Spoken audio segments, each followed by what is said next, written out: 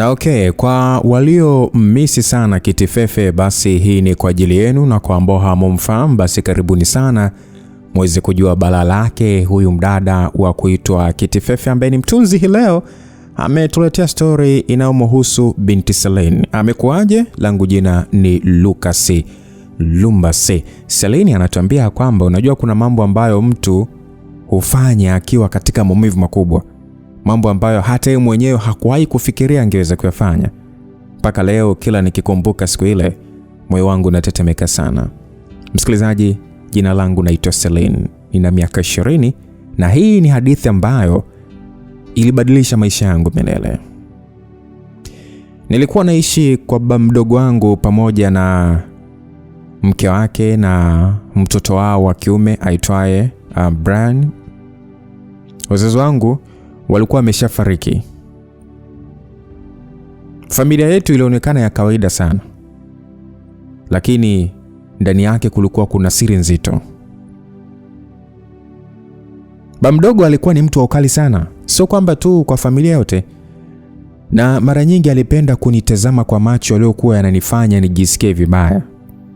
Nilijaribu kupuuza kila kitu nikiamini labda ni mawazo yangu tu, lakini kadri siku zilivyopita tabia zake zilianza kubadilika.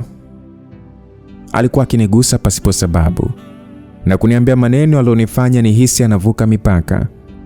Nilikaa kimya kwa muda mrefu kwa sababu ya hofu. Siku moja mama mdogo alisafiri kwenda kumuona ndugu yake aliyekuwa mgonjwa. Nyumbani tukabaki mimi, Brian na baba mdogo. Jioni ile Brian aliondoka kwenda kuangalia mpira na marafiki zake huko mtaani. Mimi nilikuwa chumbani nikisoma. Ghafla mlango ulifunguliwa taratibu. Nilipoangalia nilimwona baba mdogo amesimama pale mlangoni, kisha akafunga mlango kwa ndani. Nilihisi hofu ese.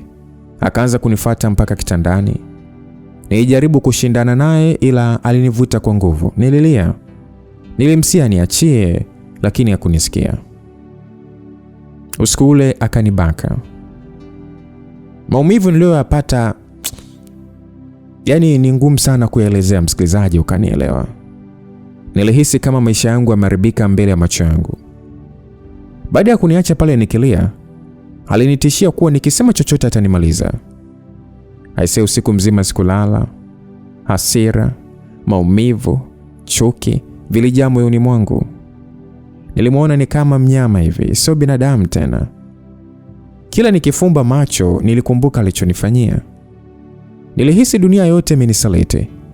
Asubuhi iliyofuata nyumbani palikuwa kimya sana.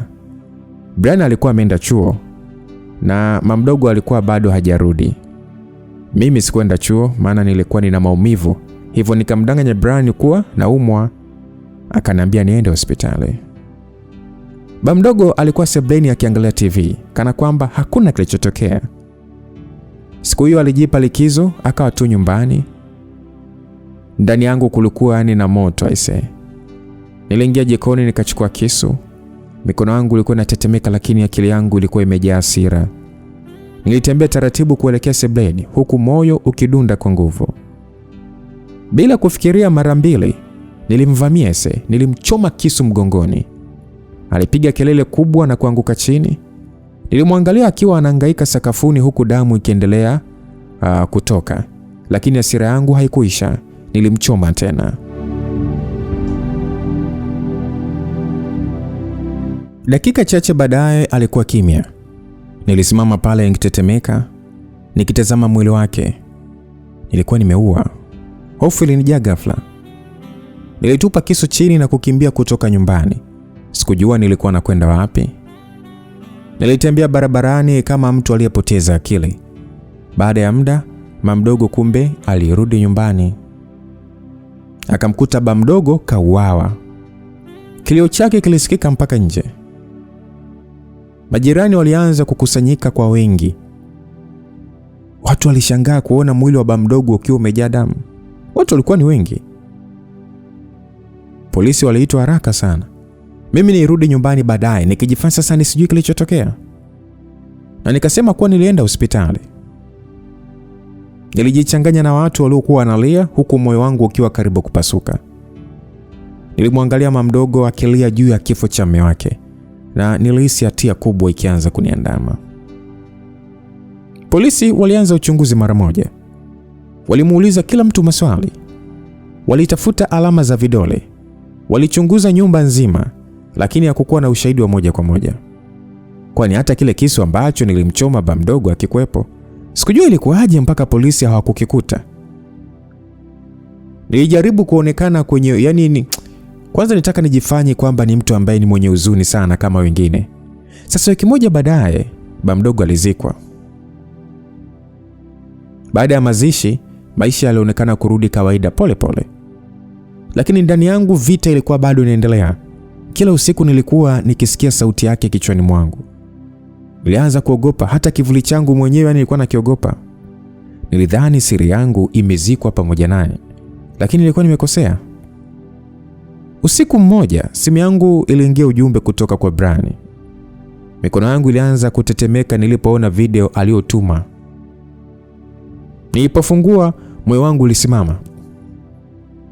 Ilikuwa ni video ikinionyesha nikimchoma baba mdogo kwa kisu. Video hiyo ilikuwa imerekodiwa kwa siri kupitia dirishani. Chini yake kulikuwa kuna ujumbe mfupi ulioandikwa ya kwamba nilikuona ukimuua baba yangu na sasa kila mtu atakuja kujua ukweli. Aisee, nilihisi mwili wangu ukikosa nguvu kabisa msikilizaji. Kwanza simu yenyewe ilidondokea kitandani. Huku sasa ni kama macho yangu kwanza libaki yameganda kwenye ile video. Brian alikuwa ameona kila kitu. Mikono yangu ilianza kutetemeka. Nilifungua tena ile video kwa hofu kubwa sana. Safari hii nikaitazama vizuri zaidi. Dirisha la sebleni lilikuwa wazi kidogo na kamera ilikuwa ikinirekodi moja kwa moja nilipomchoma baba mdogo kwa mara ya kwanza. Kisha sauti yake ikasikika akipiga kelele kabla hajaanguka chini. Niziba mdomo wangu nisipige yowe. Nibaki najisemea nini nimefanya. Dakika chache baadaye simu yangu ikaanza kuita. Alikuwa ni Brian. Moyo wangu ulidunda kwa nguvu sana mpaka nikahisi nitazimia. Kwa hofu nikapokea simu. Sauti yake ilisikika ikiwa nzito akisema kwamba umeiona video sio? Nilikaa kimya. Sasa kwa hasira akafoka akasema kwamba Celine, ulimuua babangu. Basi nami kwa sauti ya kulia nikasema kwamba Brian, tafadhali naomba unisikilize. Jamaa kwa ukali akasema kwamba unataka unataka kunielezea nini? Unataka kunielezea nini? Msikilizaji, nijikuta mimi nikilia zaidi. Na nikajikuta nimeshindwa kujizuia nikatamka ya kwamba alinibaka. Upande wa pili ukawa kimya ghafla. Brian aliuliza taratibu safari akauliza kwamba unasema nini? Nilimweleza kila kitu. Namna baba mdogo alivyonitesa kimya kwa muda mrefu mpaka siku ile aliponibaka. Nilikuwa naelezea huku sasa nikitetemeka. Brian hakusema kitu kwa muda kisha akakata simu. Usiku huo sikuweza kulala hata dakika moja. Nilihisi maisha yangu yote yako kwenye ukingo wa kuharibika. Nilijua Brian angeweza kwenda polisi muda wote. Na mwisho siku nikaingia kwenye mikono ya sheria. So asubuhi iliyofuata hali ndani ya nyumba ilikuwa ajabu. Brian alikuwa kimya sana. Hakunitazama usoni hata mara moja. Mama mdogo naye alikuwa bado kwenye huzuni kubwa ya kifo cha mume wake. Nilijaribu kumfuata Brian chumbani kwake. Kwa sauti ya chini nikamwambia kwamba Brian, tafadhali naomba usinipeleke polisi. Ainaangalia kwa macho mekundu ya hasira. Kwa uchungu sana akasema kwamba hivi unajua nikimuona baba yangu kama shujaa wangu, halafu leo unajifunza alikuwa mnyama kweli? Nilikaa kimya. Sasa Brian akasema kwamba alichokufanyia ni kibaya lakini hukupaswa kumuua. Nikamwambia Brian ya kwamba nilikuwa na hasira na sikujitambua. Brian akashusha pumzi ndefu kisha akaniuliza swali ambalo lilinifanya nishtuke. Aliniuliza kwamba kisu kilipotelea wapi? Nilimwangalia kwa mshangao, nikamjibu sijui. Brian alicheka kwa uchungu akasema kwamba kwani unadhani polisi walikukosa kwa bahati mbaya? Moyo wangu ulisimama msikilizaji. Nikamuuliza Brian ya kwamba unamaanisha nini? Brian akaniangalia moja kwa moja machoni akaniambia kwamba kisu nilikichukua mimi. No. Msikilizaji, nilihisi miguu ikilegea. Brian akasema kwamba siku ile nirudi nyumbani mapema tu, ndipo nikakuona ukimnyatia baba na kumchoma. Baada ya wewe kukimbia, niliingia ndani nikakuta baba amekufa. Nikachukua kile kisu nikakificha. Sasa nimuuliza Brian ya kwamba kwa nini ulifanya hivyo? Nimuuliza kwa mshangao mkubwa. Brian alikaa kimya kwa sekunde kadhaa, kisha akasema ya kwamba kwa sababu hata mimi nilikuwa namchukia. Maneno yake yalinishtua zaidi, msikilizaji. Brian alianza kuzungumza huko machozi yakimtoka. Brian akasema ya kwamba akiwa mlevi alikuwa akimpiga mama karibu kila siku. Nilihisi machozi yakinitoka zaidi, msikilizaji. Brian akaniambia kwamba lakini bado umeua mtu Celine, na kweli huo hautapotea kirahisi. Brian aliambia hivyo, lakini ghafla mlango wa chumba ukagongwa. Sauti ya mama mdogo ilisikika kwa nje ikisema kwamba Brian, Celine, kuna polisi wamekuja tena. Basi mimi na Brian tuliangaliana kwa hofu kubwa. Brian akashika simu yake taratibu, ile simu yenye video ya mauaji, kisha akanong'oneza kwa sauti ya chini sana, akanambia kwamba polisi wamegundua kitu au. Moyo wangu ulianza kwenda mbio. Nilihisi miguu ikikosa nguvu kabisa. Asa Brian alifungua mlango taratibu, huku mimi nikibaki nyuma yake nikiwa natetemeka. Walikuwa wamesimama polisi wawili pamoja na mama mdogo ambaye macho yake yalionekana kuvimba kwa kulia. Ofisa mmoja alitazama kisha akasema kwamba tunahitaji kuuliza maswali mengine machache. Basi polisi waliinua macho yao na kunitazama mimi moja kwa moja. Polisi akauliza kwamba Celine, siku ya tukio ulikuwa wapi kuanzia saa 3 mpaka saa 5 asubuhi? Msikilizaji, mikono yangu ilianza kutoka jasho. Kwa sauti ya chini nikajibu ya kwamba nilikuwa hospitali. Wakaniuliza hospitali gani? Swali hilo lilinichoma kama moto. Nijikuta nikibabaika. Brian alikuwa kimya akinitazama tu. Mapigo ya moyo wangu yakazidi kuongezeka. Asema mdogo akanigeukia kwa mshangao. Kwa sauti ya kulia mama mdogo akauliza kwamba Celine, kuna nini kinaendelea? Nilitaka kuzungumza lakini maneno yakagoma kutoka. Ghafla Brian aliingilia akasema kwamba niache niongee. Nilimwangalia kwa hofu kubwa. Basi polisi waliinua macho yao wakimtazama yeye. Brian akavuta pumzi ndefu kisha akasema kwamba Celine hayupo sawa tangu kifo cha baba, amechanganyikiwa sana. Nilimtazama kwa mshangao. Sasa askari mmoja akauliza kwamba unamaanisha nini? Brian akasema kwamba siku zote amekuwa akijilaumu. Anaamini kama asingetoka kwenda hospitali siku ile, basi baba asingekufa. Msikilizaji, nilihisi machozi yakianza kunitoka tena. Nilishusha kichwa chini, nikaanza kulia kimya kimya. Sasa nami nikasema kwamba ni kweli kama nisingeondoka labda yote asingetokea. Basi mama mdogo alipo nisikia hivyo akazidi kuchanganyikiwa. Akasema Celine mwanangu. Alisema huku sauti yake ikitetemeka. Asa Brian akaendelea akasema kwamba mpaka sasa bado hajawa sawa. Jana usiku alikuwa analia peke yake chumbani. Hata hospitali aliyokwenda haikumbuki vizuri kwa sababu akili yake ni kama imevurugika. Ila ni kweli alienda hospitali na tulitoka wote wakati mimi naenda chuo. Basi mmoja wao akauliza kwamba unaweza kupata cheti cha hospitali? Brian akasema kwamba nitamsaidia kutafuta, ila kwa sasa hali yake sio nzuri kabisa. Msikilizaji, nijikuta nikilia zaidi. Sio kwa sababu ya uongo ule, bali kwa sababu kila kitu kilikuwa kimenilemea. Nilihisi kama nafsi yangu ilikuwa inapasuka vipande vipande ndani kwa ndani. Mama mdogo ghafla akaanza kulia kwa uchungu mkubwa, akisema kwamba Mungu wangu, familia yangu imekuwa na mikosi gani hii? Nilimwangalia nikahisi moyo wangu ukiuma vibaya sana. Mwanamke huyu alikuwa akilia mbele yangu bila kujua ukweli halisi wa kilichotokea. Mimi pia nikaanza kulia zaidi mpaka nikashindwa hata kusimama vizuri. Brian alinishika nisidondoke. Sasa kuna askari mmoja akamwambia mama ya kwamba mama, tuliza moyo, sawa? Tunaelewa kipindi unachokipitia ni kigumu. Tulia. Askari mwingine akamwangalia mama mdogo kisha akasema kwamba msijipe pressure sana kwa sasa. Tukihitaji taarifa zaidi tutarudi. Basi polisi wale wakabaki kimya kwa sekunde kadhaa kana kwamba hata wao waliguswa na hali ile ya nyumba yetu. Walitutia moyo kisha wakaondoka. Nikageuka kumtazama Brian. Brian alimchukua mama mdogo akampeleka chumbani kwake. kisha akarudi nilipo mimi. Alinishika mkono na kuninyanyua akanipeleka chumbani kwangu na kuniambia kuwa kwa jinsi ninavyojiweka nitasababisha nitiliwe shaka. Natakiwa niwe strong, nisibabaike kabisa pindi ninapohojiwa. Kama pale asingenisaidia basi ningeingia hatiani. Akaniambia atatengeneza cheti feki cha hospitali kama polisi wakikihitaji tena. Atazungumza na rafiki yake ambaye daktari. Basi nilimtazama Brian kwa mshangao mkubwa. Nilimuuliza kwa sauti ya chini ya kwamba cheti feki. Brian akatikisa kichwa, akasema ndio, hiyo ndio njia pekee ya kuhakikisha hawakurudi tena. Sasa nami huku nikilia nikasema kwamba mimi siwezi kuendelea kuishi kwa uongo huu.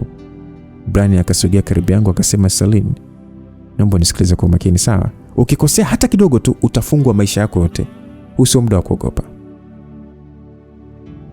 Basi mimi nilikaa kimya huku sasa nikishika kichwa changu. Kila kitu kilikuwa kinanizunguka. Sauti ya marehemu bado ilikuwa ikirudia kichwani mwangu kama jinamizi. Nilimuuliza Brian ya kwamba lakini kwa nini unanisaidia hivi? Brian alinitazama kwa sekunde chache bila kusema chochote. Kisha akasema ya kwamba ni kwa sababu nilikuwa namchukia baba, ndio maana nilivyoona unamnyatia umuue sikusaidia lolote lile. Nikamuuliza Brian ya kwamba kama umependa nilivyomuua kwa nini ulinirekodi? Akasema ya kwamba hilo ni la siku nyingine nitakuelezea. Basi wiki nzima ilipita tangu siku ile ya polisi kuondoka msikilizaji. Mama mdogo alikuwa akilia kila usiku mpaka usingizi ukamkimbia kabisa. Mimi nijifungia sana chumbani kwangu nikijaribu kusahau kila kitu. Lakini sikuweza.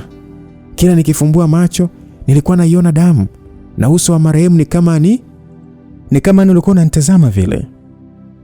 Brian pekee ndiye aliyekuwa akionekana mtulivu. Alikuwa akihakikisha polisi hawarudi tena mara kwa mara. Na kila alipoona nikianza kuchanganyikiwa, alinikalisha chini na kuniambia nitulize pressure.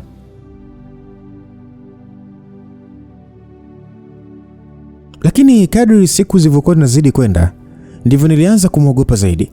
Kulikuwa na kitu kwenye macho yake, kitu ambacho yani ni kama sikuwa nakielewa hivi. Hata chuo sikuwa na mahudhurio mazuri mpaka mpenzi wangu Ethan alianza kuingizwa na wasiwasi juu ya hali ambayo naipitia.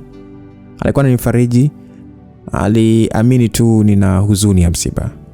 Usiku mmoja nilikuwa nimekaa kitandani, ghafla mlango wangu ukagongwa. Sauti ya Brian ikasikika ikisema kwamba Celine. Nikamwambia kwamba ingia.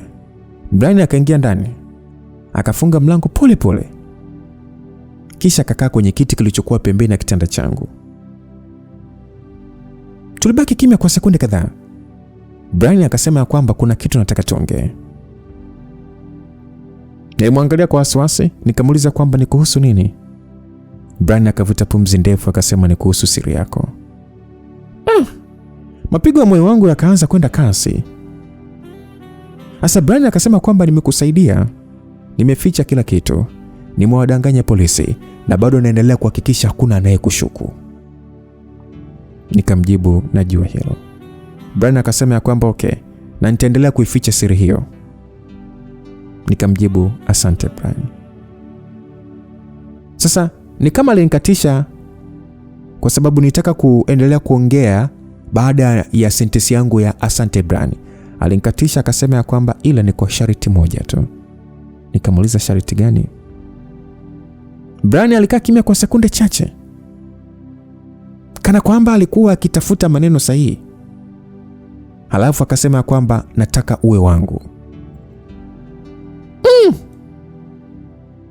Nilimkodolea macho kwa mshangao mkubwa. Nikamuuliza unamaanisha nini? Brian akasema nakupenda Celine. Tangu zamani sana nakupenda. Na sasa sitaki mtu mwingine awe karibu yako zaidi yangu. Nilisimama ghafla kutoka kitandani msikilizaji. Nikasema kwamba Brian, hapana, hii sio sawa. Sisi ni ndugu. Brian akasimama akasema kwamba sio sawa. Celine, umeua mtu. Hakuna aliye sawa hapa. Maneno yake alinichoma moyo kama kisu. Sasa huku nikirudi nyuma pole pole, nikamwambia kwamba usinitishe. Usinitishe kabisa, naomba usinitishe. Brian akasema kwamba mimi sikutishi, ila nakupa choice. Nikamuuliza aina gani ya choice? Brian akatoa simu yake mfukoni, ile simu aliyokuwa ameirekodia nayo siku ya tukio. Macho yangu yakajaa hofu. Brian akasema kwamba ama uwe na mimi au video hii ifike polisi. Alisema huku akiplay ile video. Nilianza kutetemeka, nikasema Brian, tafadhali naomba usifanye hivi. Brian akasema mimi nimefanya mengi kwa ajili yako, sasa ni zamu yako. Machozi yalianza kunitoka taratibu, msikilizaji. Sikujua nifanye nini. Nilihisi kama nimefungwa kwenye mtego ambao sikuwa na njia ya kutoroka. Brian akanisogelea karibu sana mpaka nikahisi pumzi yake usoni kwangu. Sasa Brian akaniambia kwamba niambie ukweli mmoja tu. Utaweza kuwa na mimi? Msikilizaji, nitaka kujibu, lakini ghafla simu yangu ikaanza kuita. Mimi na Brian tukaitazama screen kwa pamoja. Jina lilionekana, na baada ya kuliona hilo jina lilinifanya nishtuke. Ilikuwa ni namba ya mpenzi wangu Ethan, ndo anayepiga. Brian akachukua simu yangu akaipokea. Kisha akamwambia Ethan kuwa anitafuta wakati mwingine, kwa sasa kuna mambo tuwajadili kama familia. Kisha akakata simu. Alirudisha simu alipoitoa. Kisha akanisogelea na kunishika kiuno na kunisogeza karibu yake. Nilimtandika kibao kimoja na kumsukumiza. Brian alibaki amenitazama baada ya kile kibao. Uso wake uligeuka ghafla. Macho yake yakajaa hasira ambazo sikuwahi kuziona kabla. Brian akauliza kwamba Salin, umenipiga? Nikasema kwamba ndio, na usiniguse tena. Nilifoka huku nikirudi nyuma kwa hofu. Sekunde chache tulitazamana kimya. Nilikuwa nasikia mapigo yangu ya moyo yakiongeza, yani ni kama akigonga kwa nguvu sana, mpaka nikahisi nitazimia. Brian akasema kwamba sawa Salin, kama hutaki kuwa wangu, basi ujue maisha yako yapo mikononi mwangu. Nikasema tafadhali sana Brian, tafadhali. Naomba usiharibu maisha yangu zaidi ya yalivyo. Nakuomba sana. Brian kwa ukali akasema kwamba maisha yako yaliharibika siku uliyomchoma baba yangu kisu. Msikilizaji, nijikuta nitetemeka mwili mzima. Brian aliniacha na kuelekea mlangoni. Kabla hajafungua mlango alisimama na kusema ya kwamba kuanzia leo Ethan akae mbali na wewe. Sitaki kumuona karibu yako. Baada ya kusema hivyo, akaondoka na kuniacha nikilia kwa uchungu. Usiku ule sikulala hata dakika moja. Asubuhi yake nilipofika chuoni nilikuwa dhaifu sana. Watu walikuwa wakinipita wakicheka na kuzungumza kawaida, lakini mimi nilihisi kama dunia yangu ilisimama. Nilikuwa nimekaa peke yangu nje ya darasa wakati Ethan aliponiona. Alikimbia paka nilipokuwa nimekaa. Akasema kwamba Salin, kuna nini? Mbona umekuwa hivi siku hizi? Nilijaribu kutabasamu lakini nikashindwa. Nilimjibu ya kwamba hakuna Ethan, nimechoka tu. Ethan alinikamata mkono wangu kwa upole tu. Kwa sauti ya huzuni, Ethan akasema kwamba unanificha kitu, si ndio Salin? Nilimwambia Ethan ya kwamba tangu msiba utokee ni kama sijisikii tu poa. Basi nilihisi machozi yakitaka kunitoka tena. Simu yangu iliingia ujumbe. Nilipoangalia screen moyo wangu ulisimama kwa sekunde. Ulikuwa ni ujumbe kutoka kwa Brian. Sasa Brian aliandika kwamba ukimwambia Ethan chochote, video itaenda polisi leo. Mikono yangu ilianza kutetemeka. Ethan akauliza kwamba ni nani huyo? Nikasema hakuna. Nilisema haraka sasa nikifuta ule ujumbe, lakini Ethan hakuonekana kuamini. Alizidi kunilazimisha nimwambie napitia nini. Nilipata hasira kwa kwa jamaa kutokunielewa. Nikaamua nimwache tu na kuondoka zangu. Nitembea haraka koridoni huku sasa machozi yakinilenga. Ethan aliita jina langu mara kadhaa lakini sikusimama. Nilihitaji kukaa mbali naye kabla sijaribu maisha yake pia. Nilifika nyuma ya jengo la chuo, nikasimama nikishika kifua changu. Simu yangu ikaanza kuita tena. Nani anapiga? Brian. Kwa hasira nikapokea. Nikamuuliza unataka nini tena? Nilifoka kwa sauti japo ilikuwa ni ya chini. Brian akasema kwamba nataka ukumbuke nilichokuambia. Kaa mbali na Ethan. Sasa nimuuliza huku nikilia, nikamwambia kwamba hivi unawezaje kuwa hivi? Mimi nilidhani unanisaidia kwa sababu unanielewa. Brian alicheka baada ya mimi kuongea hivyo. Akasema kwamba na bado nakusaidia ila usinifanye nijute. Baada ya jamaa kuongea akakata simu. Nilihisi kuchoka. Niliketi chini nikilia kimya kimya mpaka niliposikia sauti nyuma yangu ikiniita Celine. Niligeuka haraka, alikuwa ni Ethan. Alinisogelea taratibu, sasa uso wake ukiwa umejaa wasiwasi. Kwa upole tu akauliza kwamba kwa nini unanificha kila kitu? Nimekosea nini mpaka unifiche kila kitu? Nami nikamwambia kwamba hujakosea chochote. Ethan akasema okay, niambie ukweli. Msikilizaji, nitamani sana kumwambia kila kitu. Nitamani nimkumbatie na kulia kifuani kwake, lakini ujumbe wa Brian ulikuwa bado kichwani mwangu. Nilimdanganya Ethan nikamwambia kwamba niko sawa. Ethan alinitazama kwa huzuni kubwa akasema kwamba hapana Celine, hauko sawa. Basi kabla hajaongea zaidi simu yake iliita. Aliangalia screen kisha uso wake ukabadilika kidogo. Akasema ya kwamba ni Brian. Moyo wangu ulilipuka. Ethan akapokea simu. Akasema ya kwamba Brian vipi? Sasa upande wa pili Brian alisema kitu kilichomfanya Ethan kunitazama kwa mshangao.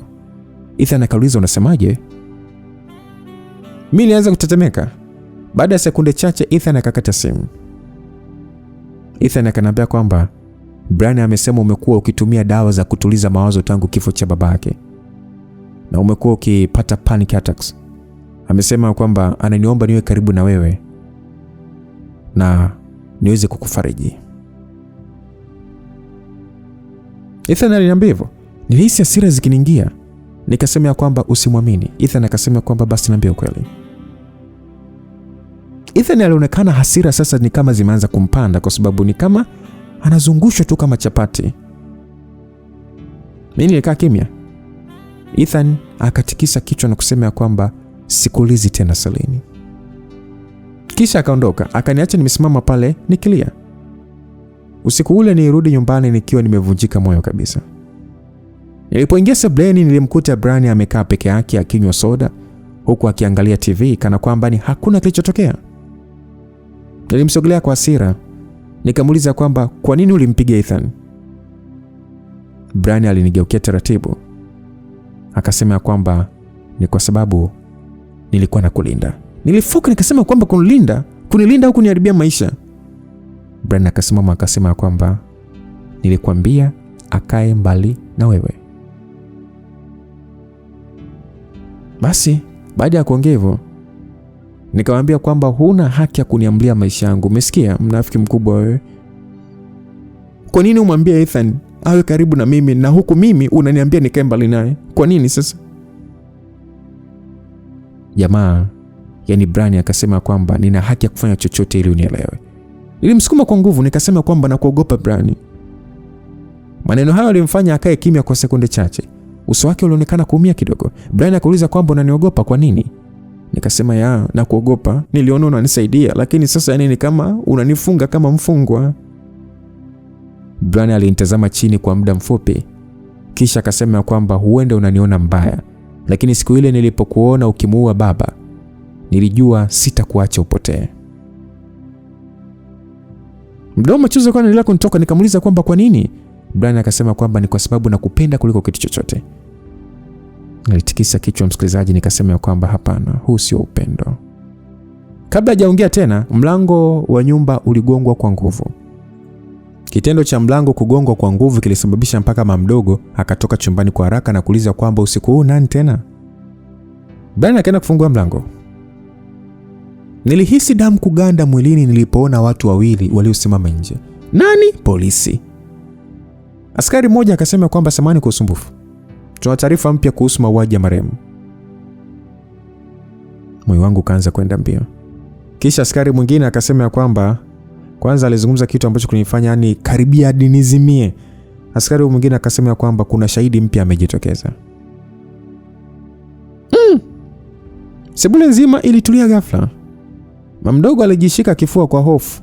Akauliza shahidi gani? Askari mmoja akatoa daftari lake. Akasema kwamba jirani mmoja amesema siku ya tukio alimuona mtu akikimbia kutoka ndani ya nyumba muda mfupi baada ya marehemu kupiga kelele. Msikilizaji, miguu yangu ilianza kukosa nguvu. Brian akauliza kwamba alimuona nani? Askari akamwangalia Brian kisha akamwambia kwamba hakuweza kuona vizuri sura, lakini amesema alikuwa mwanamke. Yo, msikilizaji, nilihisi tumbo langu likiuma vibaya sana.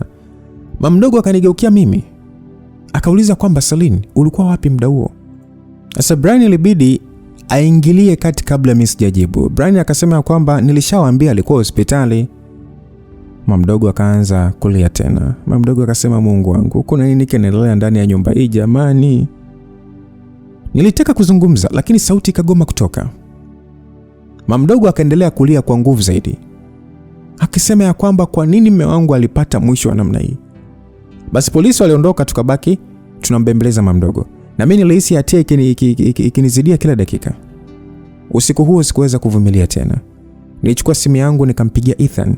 Alipopokea, nilikaa kimya kwa sekunde kadhaa kabla ya kusema. Nilimwambia kwamba Ethan, nahitaji kukuona, kuna ukweli mkubwa sana nimeficha. Upande wa pili Ethan alizungumza, akasema kwamba Celine, umefanya nini? Aliuliza, machozi yakaanza kunitoka. Nikamwambia kwamba nikikwambia unaweza kunichukia milele. Kabla Ethan hajajibu, ghafla mlango wa chumba changu uligongwa. Nikashtuka. Sauti ya Brian ilisikika nje ya mlango akiita jina langu. Simu karibu idondoke aise. Haraka nikafuta machozi yangu, kisha nikamwambia Ethan kwa sauti ya chini kwamba nitakupigia baadaye. Sasa Ethan kule akasema kwamba Celine, msubiri. Nilikata simu haraka sana. Mlango ukafunguliwa. Brian akaingia ndani kisha akaufunga kwa ndani. Chumba kizima kikawa kimya. Alinisogelea polepole huku macho yake akiwa yamenitazama moja kwa moja. Akauliza kwamba ulikuwa unaongea na nani? Ulikuwa unaongea na Ethan, si ndio? Nilishusha macho chini nikajibu ya kwamba ndio. Brian akavuta pumzi ndefu kisha akakaa pembeni ya kitanda changu. Akasema kwamba kwa hiyo, vipi umelifikiria vipi jibu langu? Nilikaa kimya kwa sekunde kadhaa msikilizaji. Moyoni nilihisi kama nimebanwa kwenye kona mbaya. Nilimpenda Ethan, lakini Brian alikuwa ameshikilia siri ambayo ingeweza kuharibu maisha yangu muda wote. Nilijikuta nikimuita na jamaa akasema kwamba nakusikiliza. Alisema kwa akinitazama kwa makini. Nilifumba macho kwa sekunde chache kisha nikasema kwa sauti ya chini ya kwamba sawa, nipo tayari kuwa na wewe. Brian alibaki kimya kana kwamba hakuniamini vizuri. Akauliza kwamba una uhakika? Machozi yakaanza kunitoka taratibu, nikasema kwamba sina ujanja mwingine. Basi Brian alisimama haraka na kunisogelea karibu sana, akaniita. Lakini kwanza nilimzuia kabla hajanigusa. Nikamwambia kwamba nina ombi moja. Uso wake ulibadilika kidogo, akauliza ombi gani? Nikamwambia kwamba usinitenganishe na Ethan. Nilisema kwa sauti ya kwamba. Na nikamwambia kwamba naomba usimfanye chochote Ethan na usinizuie kuongea naye. Brian alinitazama kwa muda mrefu bila kusema kitu. Nilihisi hofu ikinizidi kila sekunde. Mwisho akashusha pumzi ndefu na kusema kwamba sawa, kama hicho ndicho ninachotaka, sitamgusa. Nilimwangalia kwa mshangao kidogo, nikauliza kweli? Akatikisa kichwa kukubali. Akasema kwamba lakini mwisho wa yote nataka ujue kuwa wewe ni wa kwangu. Tu. Msikilizaji, moyo wangu ulijaa mchanganyiko wa hofu na maumivu. Sikujua kama nilikuwa nafanya jambo sahihi au la. Brian alinisogelea tena polepole kisha akanikumbatia kwa nguvu. Nilihisi mwili wangu ukitetemeka mikononi mwake. Alinong'ona karibu na sikio langu, akasema kwamba usiniache Celine. Nibaki kimya. Baada ya sekunde chache aliunyanyua uso wangu taratibu na kunitazama machoni. Kisha akaanza kunibusu. Nilihisi pumzi yangu ikikatika huku sasa akili yangu ikiwa imechanganyikiwa kabisa. Dakika chache baadaye nilijikuta nikimkumbatia pia kana kwamba nilikuwa nimechoka kupigana na kila kitu. Lakini ghafla tulimsikia mama mdogo akilia kwa sauti kubwa chumbani kwake. Sasa mimi na Brian tukashtuka sana. Sauti ya mama mdogo iliita Brian. Brian alinitoa mikononi mwake haraka. Kisha akakimbilia nje ya chumba. Nami nikamfuata nyuma nikiwa natetemeka.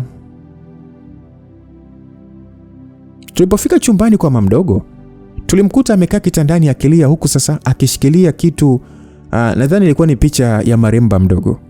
Sasa tukaanza kumbembeleza. Kisha mimi nikamwambia Brian inabidi nilale na mama mdogo kumpa kampani. Brian alinikubalia. Nilifuata simu yangu na kurudi chumbani kwa mama mdogo. Nilikuta Ethan kanipigia pamoja na kunitumia message. Ilibidi nimwambie nitamtafuta kesho tuzungumze. Baada ya muda Brian alinitumia message na kuniambia kuwa mama mdogo akilala niende chumbani kwake. Msikilizaji, usiku ule sikupata usingizi hata kidogo. Mama mdogo alikuwa amelala pembeni yangu huku akiwa bado anabubujikwa na machozi usingizini. Hata sikujua atanifanya nini maskini. Nikifumba macho nilimuona Ethan, tabasamu lake, namna anavyonipenda jamani siku zote. Lakini upande mwingine alikuwa ni Brian, mtu aliyekuwa ameshikilia siri yangu yote. Dakika kadhaa baadaye simu yangu ujumbe uliingia.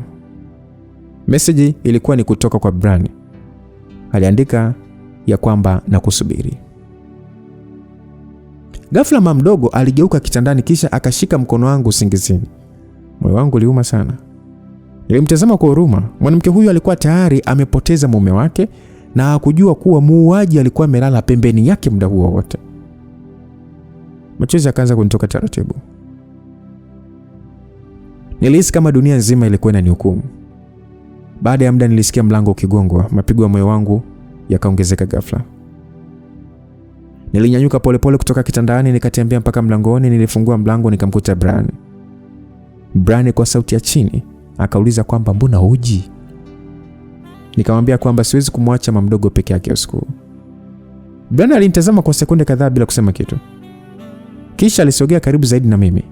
Akanishika mkono wangu akasema kwamba Celine, siwezi kuvumilia ukiwa mbali na mimi. Basi nilihisi mwili wangu ukisisimuka kwa hofu na mchanganyiko wa hisia nisizozielewa. Lakini kabla sijajibu chochote, tulimsikia mama mdogo akipiga kelele ghafla kwamba usiniue. Sasa mimi na Brian tukashtuka sana. Haraka tukakimbilia kitandani. Mama mdogo alikuwa anatetemeka huku sasa akilia, kana kwamba alikuwa anaota jambo la kutisha sana. Basi akashtuka kutoka usingizini huku akihema kwa nguvu sana. Macho yake alikuwa yamejaa hofu. Mama mdogo akasema kwamba nimemwona mume wangu. Nimemwona mume wangu alikuwa amejaa damu. Basi mama mdogo akaanza kulia zaidi. Sasa kwenye kulia akaanza kusema ya kwamba alikuwa anasema muuaji yupo karibu sana na mimi. Nigeuka kumtazama Brian. Brian alimsogelea mama mdogo, akaanza kumbembeleza na kumwambia kuwa asijali, alale, sisi tupo hapo hapo kumlinda. Mama mdogo alitulia akalala. Mimi na Brian tukabaki pale pale kitandani mpaka akalala tena. Mimi pia usingizi ulinipitia. Baada ya muda Brian akaniamsha na kuniambia nimfuate twende chumbani kwake. Nilimfuata Brian taratibu hadi chumbani kwake, huku sasa moyo wangu kidunda kwa nguvu sana. Sikujua kwa nini nilikuwa namuogopa, lakini bado nilikuwa nikimfuata. Alipofungua mlango wa chumba chake, aliingia kwanza kisha akanitazama na kuniambia njoo. Aliniambia kwa sauti ya chini. Niliingia polepole huku sasa nikikwepa kumtazama machoni. Brian akafunga mlango taratibu kisha akasogea karibu nami. Aliniita nikaitika tu kwa uguna. Akanishika mkono wangu kisha akanivuta karibu zaidi naye. Nilihisi pumzi yake usoni mwangu na moyo wangu ukaanza kwenda kwa kasi sana. Brian akasema kwamba najua una maumivu mengi, lakini ukiwa na mimi hutakiwi kuogopa kitu chochote, umesikia? Nimwambia Brian ya kwamba Brian, hii sio sawa. Brian akasema kwamba kwa nini? Aliuliza ukisasa akinitazama moja kwa moja machoni. Kabla sijajibu, alinivuta kwenye kumbatio lake. Mikono yake ilinibana kiunoni huku sasa uso wake ukisogea karibu sana na kwangu. Brian akasema kwamba leo nataka ubaki na mimi. Nilihisi mwili wangu kisisimuka kwa mchanganyiko wa hofu na hisia ambazo sikuweza kuzielewa. Brian akaanza kunibusu taratibu kwenye paji la uso kisha mashavuni. Brian alinivuta karibu zaidi huku akinitazama kwa macho yaliyojaa hisia nzito. Moyo wangu ulianza kwenda mbio sana kiasi kwamba nilihisi ni kama ningezimia muda wowote. Kwa sauti nzito akanong'oneza akisema kwamba Celine, nimechoka kuficha hisia zangu. Mikono yake ilinishika kiunoni taratibu sasa akisogea karibu zaidi na mimi. Nilimeza mate kwa nguvu nikihisi hali ile ikinizidi. Nikamwambia Brian, usifanye hivi. Nilisema kwa sauti dhaifu lakini hakuacha.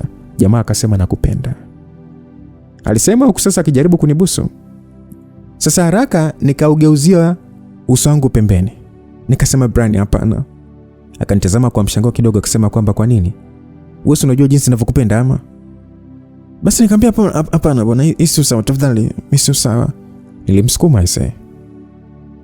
Bila hata kufikiria zaidi, nilikimbia kutoka chumbani kwake. Miguu yangu ilikuwa ikitetemeka huku machozi yakianza kunitoka. Nilifika mbio chumbani kwangu kisha nikafungua mlango haraka na kujifungia. Nilimsikia Brian akiita kwa sauti ya chini akisema kwamba Selini, fungua mlango. Wewe Selini wewe. Nikajiegemeza mlangoni sasa nikilia kwa nguvu na kushika kifua changu. Kwa sauti ya chini nikajisemea kwamba sijui tena nifanye nini. Brian akaendelea kugonga mlango taratibu, akisema kwamba naomba tuongee. Mimi sikufungua, aligonga mpaka kachoka. Akawa amenitumia message akasema kwamba sasa nadhani umefanya chaguo la kwenda jela. Moyo wangu ulianza kwenda mbio sana. Nilijua Brian alikuwa amekasirika na nilijua pia angeweza kufanya chochote akitaka kuniangamiza. Mwisho nilifuta machozi yangu taratibu. Kisha nikasimama. Nikasema kwamba sitaweza kukimbia milele. Nikafungua mlango polepole na kutoka nje ya chumba. Nyumba ilikuwa kimya kabisa usiku ule. Nilitembea taratibu hadi mbele ya mlango wa chumba cha Brian huku moyo wangu ukidunda kwa nguvu sana. Kabla hata sijagonga, mlango ukafunguliwa ghafla. Brian alikuwa amesimama pale. Uso wake ulikuwa umejaa hasira na maumivu kwa wakati mmoja. Kwa sauti nzito Brian akasema kwamba umefuata nini tena? Nikasema Brian, naomba tusigombane. Jamaa alicheka kwa uchungu, kisha akaingia ndani akaniacha mlangoni. Jamaa akasema kwamba sasa umekumbuka kunifuata baada ya kunikimbia. Basi mimi niliingia taratibu ndani ya chumba chake. Brian alikuwa amesimama karibu na dirisha huku sasa amenipa mgongo. Kwa huzuni sana akasema kwamba utaki hata nikikugusa, lakini bado unataka nikulinde. Kivipi sasa? Moyo wangu uliuma sana kumuona vile msikilizaji. Nilimsogelea Brian kisha nikamshika mkono wake nikamuita. Tena nimuita kwa sauti ya chini, hakugeuka. Nikapitisha mikono yangu kifuani kwake kwa namna ya kujaribu kumtuliza. Nikamwambia kwamba usinikasirikie tafadhali. Brian akasema kwamba unanichanganya sana Selini. Alisema na kunigeukia. Nami nikasema kwamba sitaki uumie. Nilisema sasa nikimtazama machoni. Brian naye akanishika kiuno changu ghafla na kunivuta karibu naye. Kwa sauti nzito akasema kwamba basi usinikimbie tena.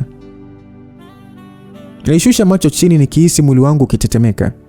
Kisha kwa uoga na hisia zilizochanganyikana nikamkumbatia. Brian akanibana mikononi mwake kana kwamba aliogopa ningekimbia tena. Macho yake yalikuwa yamejaa hisia nzito sana. Nilifumba macho yangu huku sasa nikihisi moyo wangu ukienda kasi sana. Mikono yake ilinivuta karibu zaidi naye huku sasa kumbatio lake likizidi kunibana huku sasa nikiegemea kifuani kwake. Nilihisi joto la mwili wake na mapigo ya moyo wake yalinifanya ni kama nichanganyikiwe zaidi. Alimpeleka hadi kwa bed kisha akabaki kunitazama tu kwa sekunde kadhaa kana kwamba alikuwa haamini kwamba nimekuwa karibu naye. Usiku ule nilijikuta nikimwachia Brian mwili wangu. Moyo wangu uliokuwa umejaa maumivu, hofu na upweke. Niliona nifanye hayo maamuzi. Asubuhi ilipofika niliamka nikihisi uzito moyoni. Nilijikuta naumia kwa kufanya mapenzi na kaka yangu Brian. Brian alikuwa pembeni yangu amelala. Niliinuka na kutoka chumbani kwake.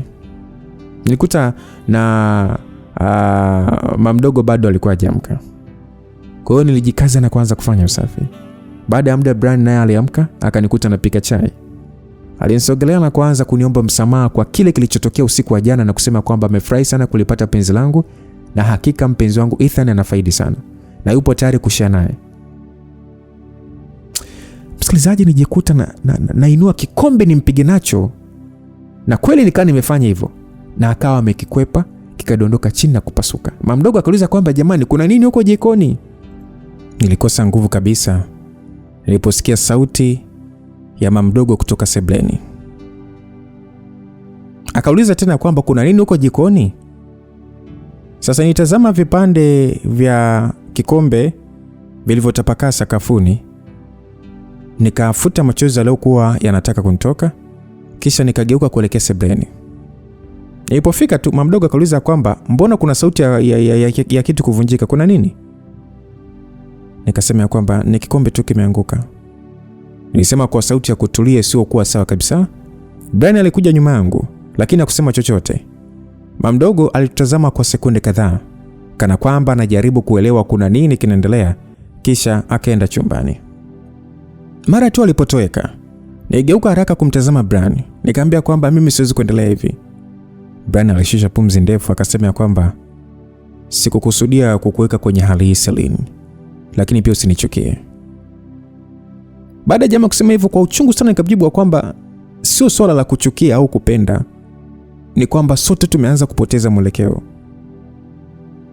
Basi nilimwacha nikarudi jikoni. Nilienda kuepua chai, nikasafisha na vile vipande vya kikombe kilichopasuka. Hasa baada ya tukio lile la jikoni, nilikaa peke yangu chumbani nikifikiria sana.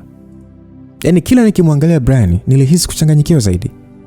Alikuwa amenishika kwa sababu moja tu, ile video. Video iliyokuwa ndani ya simu yake ndiyo ilikuwa imegeuka gereza langu. Kwa sauti ya chini nikajisemea kwamba kama nikifanikiwa kuifuta, kila kitu kitaisha.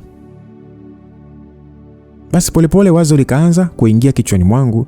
Nilijua Brian alinipenda kupita kawaida, na nilijua pia alikuwa tayari kufanya chochote ili nibaki karibu naye. Hivyo nikafanya uamuzi mgumu moyoni mwangu. Nitaendelea kujifanya niko sawa naye mpaka nitakapopata nafasi ya kuifuta ile video. Basi weekend iliisha huku sasa nikijifanya mwenye furaha kila Brian alipokuwa karibu na mimi. Nilicheka naye. Kama ni kuongea, niliongea naye vizuri tu. Lakini ndani yangu nilikuwa natafuta nafasi ya kuishika simu yake. Lakini Brian alikuwa mjanja sana. Simu yake hakuiweka mbali naye hata sekunde moja. Hatimaye Jumatatu ilifika tukarudi chuoni.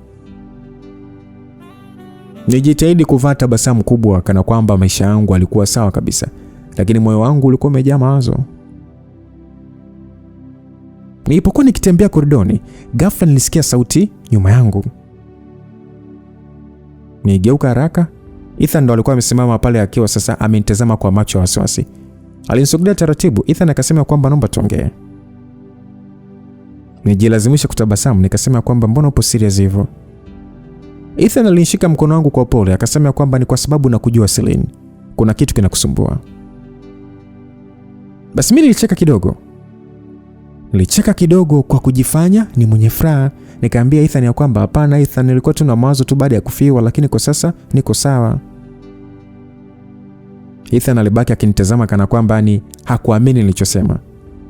Ethan akasema kwamba upo sawa Celine, siku 2 zilizopita uliniambia kuna jambo kubwa umeficha, jambo ambalo linaweza nifanye nikuchukie milele. Alafu sasa hivi unaniambia kwamba upo sawa. Basi baada ya Ethan kusema hivyo, tabasamu langu likaanza kupotea taratibu. Niligeuza macho pembeni haraka, nikamwambia kwamba nilikuwa nimechanganyikiwa tu. Ethan akasema hapana, macho yako hayaonyeshi mtu aliyepo sawa. Basi moyo wangu ukaanza kwenda mbio. Nikasema kwamba hapana bwana, ni mawazo tu ndo alikuwa ananichanganya. Nilisema sasa nikijilazimisha kutabasamu. Ethan aliendelea kunitazama kwa sekunde kadhaa kana kwamba alikuwa anajaribu kusoma ukweli ndani ya macho yangu. Mwisho akashusha pumzi ndefu na kusema kwamba sawa, kama unasema uko sawa basi nitakuamini. Nikasema asante Ethan. Basi Ethan akasema kwamba umerudi kwa Celine wangu wa zamani leo. Ethan kuongea hivyo, maneno yake alinichoma moyo wangu vibaya sana. Nitamani nimkumbatie na kumwambia ukweli wote, lakini nikamkumbuka Brian na ile video. Nikajilazimisha kucheka na kusema kwamba usijali mpenzi. Ethan akasema kwamba naipenda sana hiyo smile yako. Moyo wangu ulizidi kuuma msikilizaji.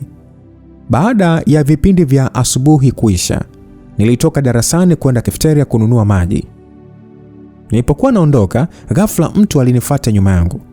Harufu yake niliitambua mara moja, alikuwa ni Brian. Brian alinong'oneza kwenye sikio langu akisema kwamba umeigiza vizuri sana leo. Nilishtuka na ugeuka haraka. Nikamwambia kwamba unafanya nini hapa? Brian alitabasamu kidogo. Akasema kwamba nimekuja kuhakikisha hujaribu kunisaliti. Msikilizaji, nilihisi hasira ikipanda ndani yangu lakini nikajizuia. Nilipaswa kuendelea na mpango wangu. Sasa kwa sauti ya chini kauliza kwamba nani amesema na kusaliti? Brian alinisogelea zaidi. Akasema kwamba usisahau unakujua vizuri sana. Basi Baada ya pale kila mtu anaendelea ratiba zake, msikilizaji. Sasa siku kadhaa zilipita huku nikiendelea kuigiza kana kwamba kila kitu kiko sawa. Nilicheka mbele ya Ethan, nilijifanya mtulivu mbele ya mdogo, na hata mbele ya Brian nilijifanya bado nipo upande wake. Lakini ndani yangu nilikuwa nimechoka. Kila siku nilikuwa natafuta nafasi ya kuifikia simu ya Brian, lakini hakuwahi kuiacha mbali naye. Wakati mwingine nilihisi kama alikuwa anajua kabisa nilichokuwa napanga. Hatimaye weekend ilifika tena. Tangu asubuhi nilikuwa najihisi vibaya sana. Kichwa kilikuwa kizito, tumbo linanyonga na mwili wote ulikuwa dhaifu kana kwamba sikuwa nimelala vizuri kwa siku nyingi. Mdogo alinigusa paji la uso akiwa na wasiwasi. Aliniuliza ya kwamba Celine, mbona unaonekana mchovu hivyo mwanangu? Kuna shida gani? Nikasema niko sawa tu mama. Msikilizaji, nilijibu kwa tabu huku sasa nikijilazimisha kutabasamu. Lakini ukweli ni kwamba hata harufu ya chakula ilikuwa inanifanya nihisi kichefuchefu. Asa mchana ulipofika, mdogo aliandaa chakula mezani.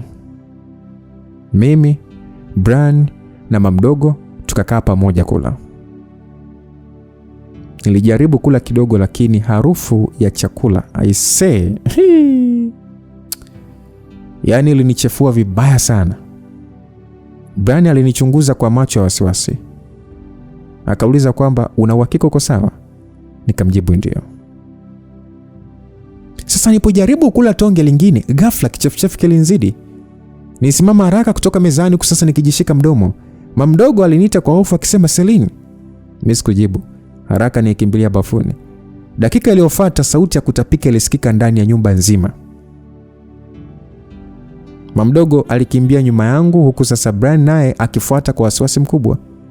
Nilikuwa nimeinama mbele ya sink nikitetemeka baada ya kutapika sana. Mungu wangu.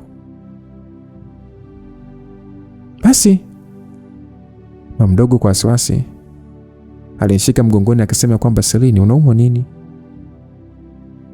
Mimi nilifuta mdomo wangu taratibu huku sasa nikihisi mwili wote ukiishiwa nguvu. Brian alikuwa amesimama mlangoni akinitazama kimya kabisa. Uso wake ulianza kubadilika taratibu kana kwamba kuna kitu kimeingia akilini mwake.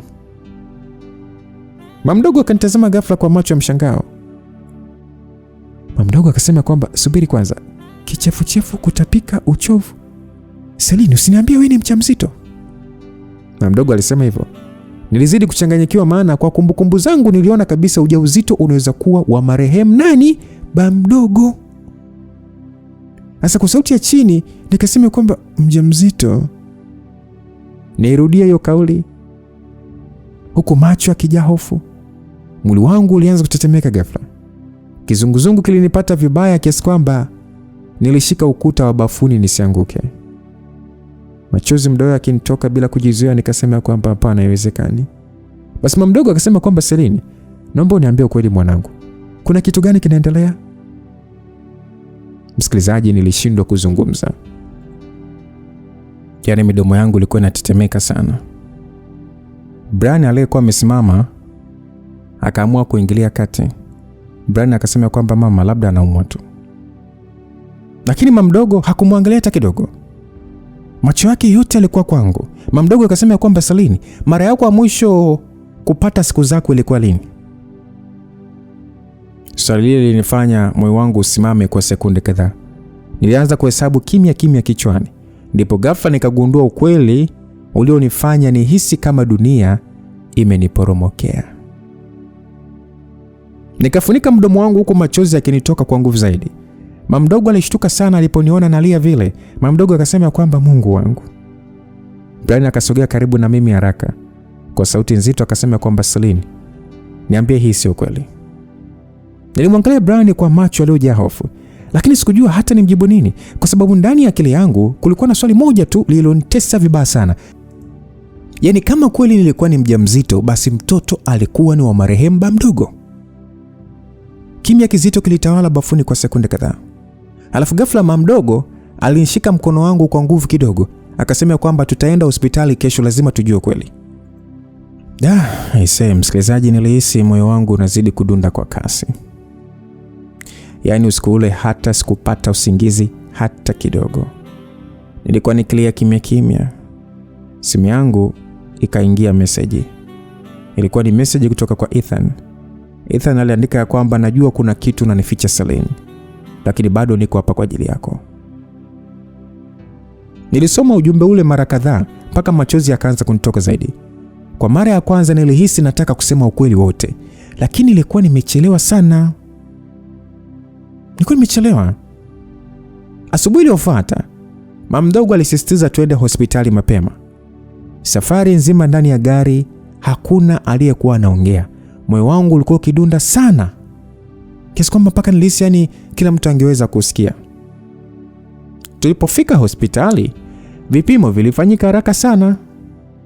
Dakika zilionekana ni kama masaa kwangu. Mwisho daktari alituita ofisini kwake. Alikuwa ameshika majibu mkononi, akatuangalia mmoja baada ya mwingine, kisha akasema kwa sauti tulivu ya kwamba hongereni, ni kweli Celine ni mjamzito. Msikilizaji, sikutaka hata kuendelea kusikia chochote kingine kutoka kwa daktari. Nilinyanyuka na kutoka pale ofisini mbio. Brian alinifuata nyuma na kunikimbiza. Aliponifikia alinikamata mkono na kunikumbatia. Kwa sauti akasema kwamba Celine, tulia tafadhali. Mdoto mimi nilikuwa nalia. Nilikuwa nikilia sana kiasi kwamba hata kupumua ilikuwa ni shida. Watu waliokuwa wanapita hospitalini walikuwa wakinitazama, lakini sikuwa najali tena chochote. Brian akanishika mkono wangu kisha akaniongoza mpaka kwenye gari. Alimfungulia mlango wa mbele na kuniingiza. Brian akaingia upande wa dereva lakini hakuwasha gari. Alinigeukia na kunitazama akaniambia niangalie. Nilimwangalia kwa macho yaliyojaa machozi. Nilimwambia Brian ya kwamba naogopa sana Brian. Brian akavuta pumzi ndefu kisha akaushika mkono wangu akasema kwamba vyovyote itakavyokuwa sitakuacha peke yako, umenisikia? Maneno yake yaliniumiza zaidi mpaka machozi yakaanza kunitoka kwa nguvu sana. Kwa sauti ya maumivu nikamwambia Brian ya kwamba huwezi kuelewa.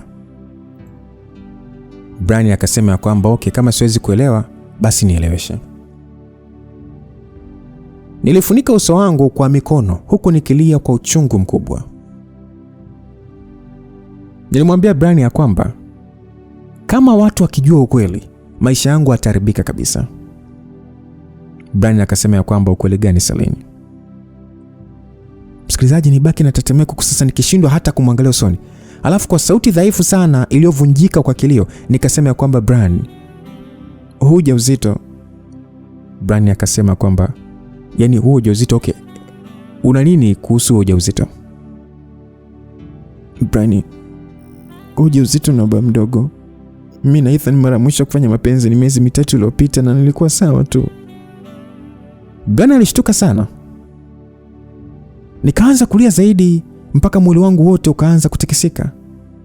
Nilimwambia Brian ya kwamba sikutaka iwe hivyo, na hapa sikutaka. Brian alibaki kimya kabisa. Niliona uso wake ukijaa hasira na maumivu kwa wakati mmoja. Brian akanisogelea tena na kunikumbatia kwa nguvu. Brian akaniambia kwamba hey, niangalie sawa, niangalie.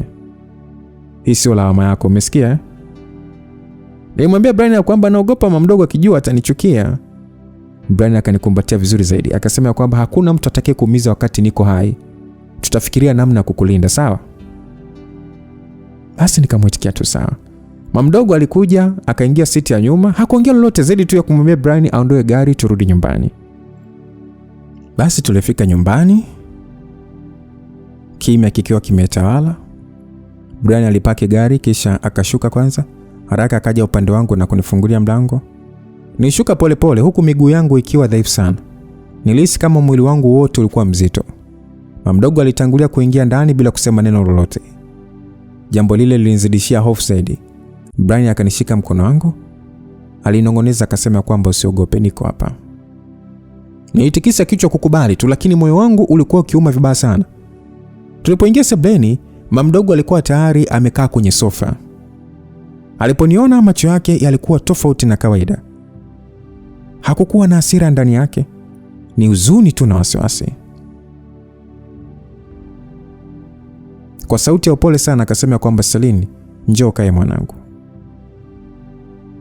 Nilisogea taratibu nikakaa pembeni yake. Mama mdogo alinitazama kwa sekunde kadhaa kabla hajavuta pumzi ndefu. Kwa sauti tulivu mama mdogo alisema kwamba sikiliza, sitaki kukuogopesha, na sitaki kuhukumu. Nataka tu kujua ukweli mwanangu. Ni nani mwenye huu ujauzito? Msikilizaji, swali lile lilinifanya moyo wangu uanze kudunda kwa nguvu sana. Namjibuje sasa hapa? Namtaja nani? Nishusha macho yangu chini nikishindwa hata kufungua mdomo wangu.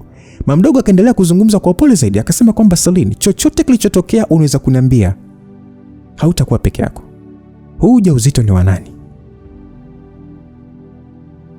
Msikilizaji, nilihisi machozi yakaanza kunitoka tena. Midomo yangu ilianza kutetemeka, lakini kabla hata sijasema chochote Brian akaingilia kati haraka akasema kwamba mama. Brian akasogea karibu nasi. Kisha akasema kwamba tafadhali muache kwanza apumzike, hali yake sio nzuri. Mama mdogo alitaka kujaribu kusema kitu lakini Brian akamkataza akasema hapana mama. Kwa sasa anaumia. Tukimlazimisha hapa kuzungumza atazidi kuwa vibaya. Basi nilimwangalia Brian kwa macho yaliyojaa machozi. Kwa namna fulani nilihisi salama kidogo akiwa upande wangu. Mama mdogo akiwa kimya kwa sekunde chache akinitazama kwa huzuni kubwa, alafu akashusha pumzi ndefu akasema sawa, lakini hili swala hatuwezi kulikimbia. Brian akasema tunalijua hilo na tutalizungumzia tu, lakini sio kwa sasa. Basi mama mdogo hakujibu tena. Alionekana kuchanganyikiwa sana, lakini bado alijaribu kuwa mtulivu kwa ajili yangu. Brian akanigeukia na kuniambia kwamba twende nikupeleke chumbani. Nilisimama polepole huku mwili wangu ukiwa dhaifu. Brian akaushika mkono wangu na kuniongoza kuelekea chumbani. Lakini kabla hatujaingia ndani, nilisikia mama mdogo akisema kwa sauti ya chini iliyojaa maumivu, akisema kwamba Mungu wangu, ni kitu gani huyu mtoto anapitia? Basi usiku wa siku hiyo sikuweza kupata usingizi hata kidogo. Sikuweza. Nilikuwa nimejikunyata kitandani sasa nikitazama dari la chumba changu. Macho yangu yakiwa yamevimba kwa kulia sana. Kila nikifumba macho, maneno ya daktari yalikuwa yakirudia kwamba Celine mjamzito. Machozi yakaanza kunitoka tena kimya kimya. Ghafla nikasikia mlango wangu ukigongwa. Sauti ya Brian ilisikika ikisema kwamba Celine, ni mimi. Basi haraka nikafuta machozi yangu, nikamwambia ingia. Nilisema kwa sauti dhaifu. Mlango ukafunguka, kisha Brian akaingia ndani akiwa ameshika glasi ya maji mkononi. Aliponiona nimekaa vile, uso wake ulijaa huzuni. Akauliza kwamba bado hujalala tu? Nikamwambia sina usingizi. Basi Brian akasogea karibu yangu na ukaa pembeni ya kitanda. Akasema ya kwamba nilijua tu. Basi akanipatia glasi ya maji akaniambia kunywa kidogo. Nikapokea huku mikono yangu ikitetemeka. Brian alikuwa akinitazama kwa macho yenye huruma sana kiasi kwamba moyo wangu ulianza kuuma zaidi. Brian akasema kwamba Celine, hupaswi kupitia haya yote peke yako. Machozi yalianza tena kunitoka msikilizaji. Nikamwambia Brian ya kwamba naogopa sana Brian. Sijui maisha yangu hata, yani sielewi yani. Brian hakujibu. Badala yake alinivuta karibu yake mpaka sasa nikajikuta nimeegemea kifua chake. Akanong'oneza akasema kwamba tulia, niko hapa. Basi mimi nijikuta nikilia zaidi ndani ya mikono yake. Kwa mara ya kwanza baada ya muda mrefu nilihisi kama kuna mtu alikuwa ananilinda kweli. Brian akaanza kunipangusa machozi yangu taratibu kwa vidole vyake. Macho yetu yakakutana kwa sekunde kadhaa. Kisha kwa sauti ya chini akasema kwamba usilie tena. Basi mimi sikujua ni nini kilinitokea muda ule. Labda ilikuwa ni maumivu, labda upweke, au namna Brian alivyoendelea tu kuwa karibu na mimi wakati kila kitu kilikuwa kiko sawa. Jamaa alinibusu kwenye paji la uso wangu. Nikafumba macho yangu sasa nikihisi moyo wangu ukitetemeka. Alinichumna mashavuni, akanichumna mdomoni. Nilihisi pumzi yangu sasa ikikata kwa sekunde. Lakini tofauti na hofu niliyokuwa nimezoea kuhisi, safari hii nilihisi salama ndani ya mikono yake. Jamaa akaniambia kwamba niambie, nisitishe kama utaki, wewe nieleze tu. Kama utaki kuendelea kuona yote ninayokufanyia, niambie tu. Niambie nisitishe. Jamaa alisema hivyo, lakini badala ya kujibu kwa maneno, nilishika shati lake, nikamvuta karibu yangu zaidi. Na tukafanya kufanya. Asubuhi ilipoanza kuchomoza bwana, nilifumbua macho yangu taratibu sasa nikihisi mwili mzito sana. Kwa sekunde chache nilibaki nikitazama dari la nyumba, yani dari la chumba changu, nikijaribu kukumbuka kilichotokea usiku uliopita. Ndipo ghafla kila kitu kilinirudia kichwani. Brian alikuwa bado amelala pembeni yangu, tena akiwa amenikumbatia. Nilimtazama kwa sekunde kadhaa huko moyo wangu ukiwa umechanganyikiwa. Yani umechanganyikana na mambo mengi tu, hisia mchanganyiko yani. Sikujua kama nilipaswa kujisikia salama au mwenye hatia zaidi. Taratibu nilijiondoa mikononi mwake nisimwamshe, lakini kabla hata sijasimama vizuri, Brian alifumbua macho yake akauliza, unaenda wapi? Aliuliza kwa sauti nzito ya usingizi. Nikamwambia kwamba nataka kuoga kidogo. Nilisema kwa sauti ya chini. Asa Brian aliniangalia kwa umakini kana kwamba alikuwa akisoma maumivu yaliyokuwa ndani yangu. Akauliza kwamba umelia tena? Nikasema hapana. Lakini Brian hakudanganyika. Alinyanyuka taratibu kisha akanishika mkono wangu. Akasema, Celine, usijifiche kwangu. Baada ya jamaa kusema hivyo, machozi yakaanza tena kujaa machoni mwangu. Nilimwambia Brian ya kwamba sijui hata nifanye nini, yani kila kitu kinazidi kuwa vibaya. Brian akasema ya kwamba tutasolve kila kitu, usijali, kuwa na amani. Basi ghafla mlango wa chumba ukagongwa. Mimi na Brian tukashtuka. Sauti ya mama mdogo akauliza kwamba, Celine mwanangu, umeamka? Moyo wangu ulianza kudunda kwa nguvu sana. Brian haraka alisimama kutoka kitandani. Nikasema kwamba shikamoo, nimeamka. Nijifunika vizuri blanketi, huku sasa nikihisi aibu na hofu vikichanganyikana ndani yangu. Mama mdogo hakufungua mlango, lakini sauti yake ilisikika tena ikisema ya kwamba, nimewaandalia chai, msichelewe kunywa kabla haijapoa. Nimemuita Brian, naona hata haitiki. Hebu wewe njoo unywe chai. Nikasema sawa mama. Tulibaki kimya kwa sekunde kadhaa mpaka hatua za mama mdogo zilipopotea koridoni. Nilimwangalia Brian kwa macho yaliyojaa hofu. Nikamwambia kwamba vipi kama akijua ulikuwa hapa usiku kucha? Brian akanijibu kwamba hata hawezi kujua, sitaki kukuacha peke yako kwenye hali hii.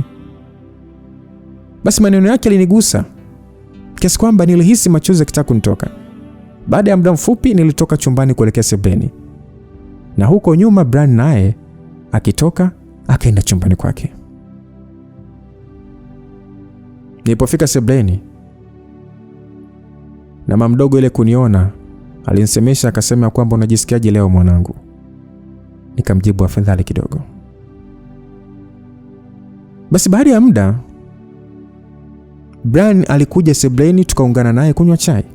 Mama mdogo akasema kwamba kuna jambo nataka tuzungumze leo. Moyo wangu ulishtuka kwa hofu, msikilizaji. Nikamuuliza mama mdogo kwamba nini tena mama mdogo?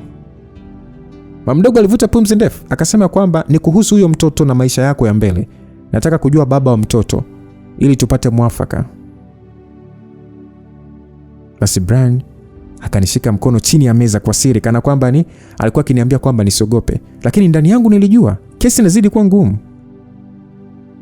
Sebuleni kulitulia ghafla baada ya mama mdogo kuuliza swali lile. Mikono yangu ilianza kutetemeka huku nikishindwa hata kuinua macho yangu kumtazama.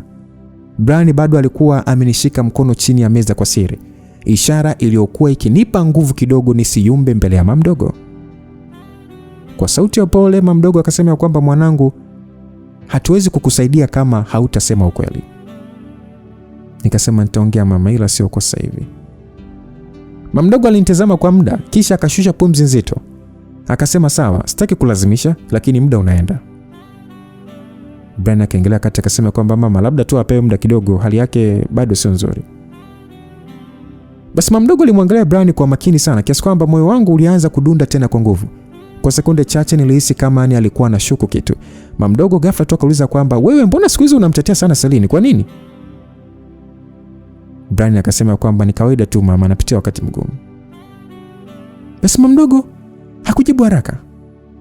Aliendelea kunywa chai yake huku macho yake yakizunguka kutoka kwangu kwenda kwa Brian. Haiseni niwe mkweli tu, ndani yangu nilihisi hofu ikiongezeka kila sekunde. Na baada ya chai kumalizika, niliinuka haraka. Nikamwambia mama mdogo kwamba, mama, naomba niende chumbani nikapumzike kidogo. Mama mdogo akasema sawa mwanangu. Basi nilipoingia chumbani, nilijifungia mlango kisha nikajitupa kitandani. Machozi yalianza kunitoka tena bila hata kujizuia. Dakika chache baadaye ujumbe mfupi ukaingia kwenye simu yangu. Ilikuwa namba ya Brian. Brian aliandika ya kwamba, sikiliza Celine, unajua mama hayupo sawa, hivyo hili jambo lako limemwongezea mawazo tena. Ukisema humtaji aliyokupatia ujauzito atapaniki sana. Cha msingi inabidi tumuhusishe Ethan. Mimi ndo nitaenda kuongea naye. Nitaenda nikiwa serious, nitamkaripia kuwa amekupa mimba. Ndio maana ndugu yangu haupo sawa, na ulitaka kutoa ujauzito zaidi ya mara 2 ila umegoma kutoka. Hilo swala tutalisolve kwa style hiyo.